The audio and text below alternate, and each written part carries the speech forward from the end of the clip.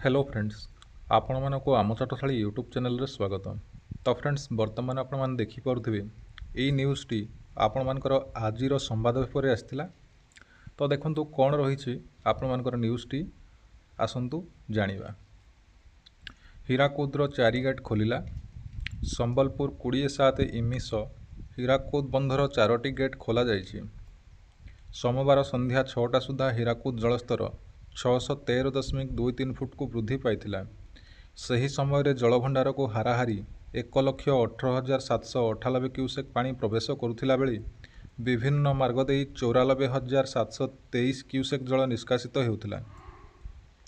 सेथिरु spillway दे 60,504 cusec, power channel दे 30,569 cusec, शिल्प संस्था पाई 247 cusec और विभिन्न केनाल दे 3403 क्यूसेक पानी छड़ा जाउथिला।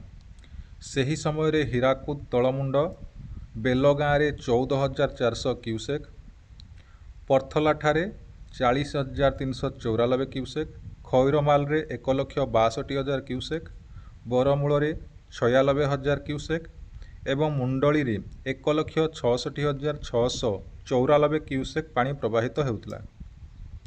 गत 24 घंटा मध्य जलभंडार उपर मुंडरी हाराहारी 16.25 मिलीलीटर एवं तलमुंडरे 4.72 मिलीलीटर वर्षा रेकर्ड करा जायथिबा हीराकुद बंध नियंत्रण कक्ष पक्षरु सूचना दिया जायछि।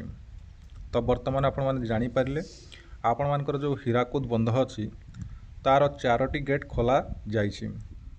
तो जदि आपण मानको हमर एही वीडियोटी पसंद आस्ता तेबे लाइक कमेंट शेयर एवं एही भली वीडियो प्रतिदिन देखिया पई हमर चैनल टी को सब्सक्राइब करंतु, जहा द्वारा आपण माने जे कोनोसी जॉब अपडेट आसीबो आपण माने एहार नोटिफिकेशन पाई परिबे सर्वप्रथमे।